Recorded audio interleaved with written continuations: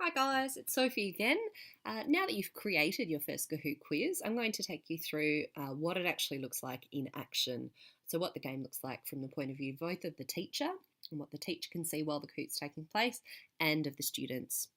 Okay, so let's jump straight in. The first thing you need to do is just hop into your Kahoot account. You can do that by going to create.kahoot.it, which is where I am now, and just click on up here, My Kahoots, which will take you to your list of all of the quizzes that you've created.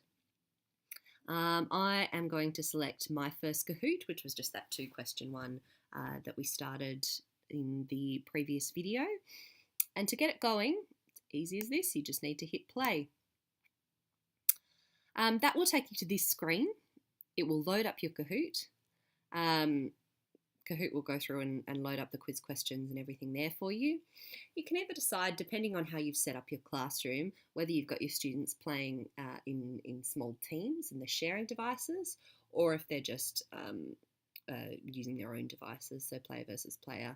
Player versus player is the classic mode, so I'll take you through that now. So just click on classic, and then you want to have, at this point, you want to actually have your your computer connected to the screen, and you get this lovely background music too.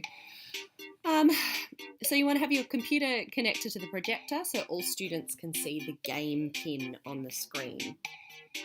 At this point, direct your students to kahoot.it and get them to enter the game pin, and they'll then need to enter a nickname, which can just be their name, obviously something sensible you might need to remind them to, and that way they can join the game. It's as easy as that.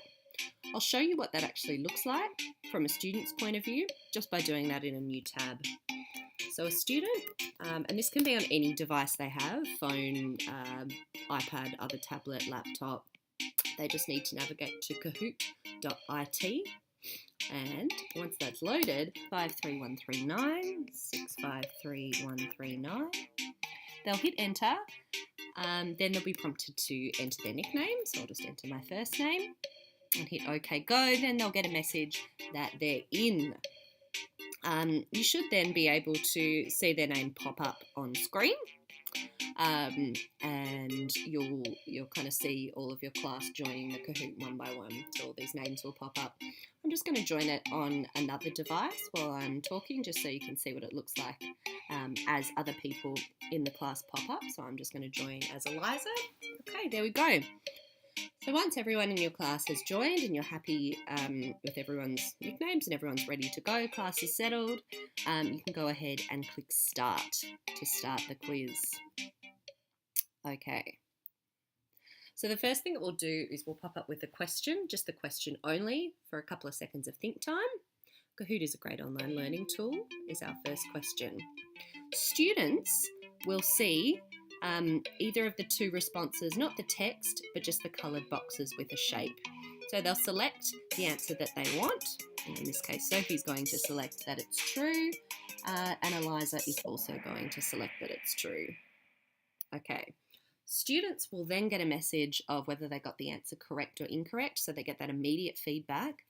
They also get a numerical score attached to their response, which is a combination of they get assigned points whether they get the answer correct or incorrect.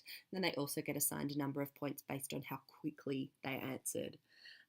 So there's also a little bit of a speed game in Kahoot, which really adds to the fun and engagement and competitive aspect of it, which is great. From a teacher's point of view, or what the students will see projected on the class, let's flip back to that screen. You'll then get an immediate image of how the class performed. And this is really useful. And at this point you can, there's no, the quiz itself won't move on until you click next. So this is often a really great time when you're teaching to just spend a minute or two discussing the results with your class. If you see a pattern of, oh, okay, well, a lot of students thought gave us this response when actually this was incorrect. Why do you think that this happened? What was it about this response that made you think it might be correct? And you can really get some excellent feedback and formative assessment and get to know a little bit more about how students are thinking about these questions. This is a really useful time. Once you're happy with the question and you want to move on to the next question in the quiz, you can go ahead and hit next, and it's the same again. you get a little rundown of the scoreboard there, which is often where you'll get a lot of cheers from the people that are doing well.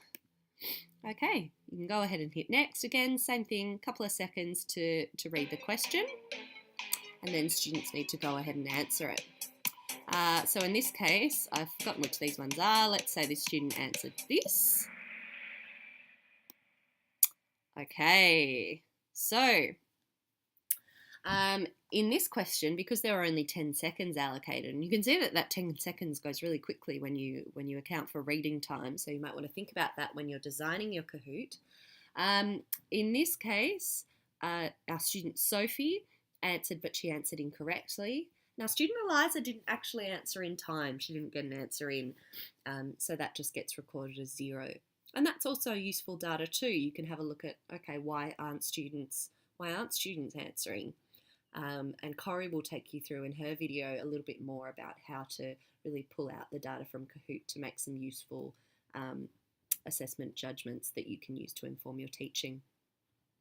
Okay, we are now finished with the quiz, so you can either hit End Quiz or Next, and then we'll go ahead and end, and then you'll kind of get a final view which has your top scorers. So in this case, Sophie won with 1 correct answer, 1 incorrect answer, and she got 766 points. So well done to student Sophie. So that's what a Kahoot looks like in action.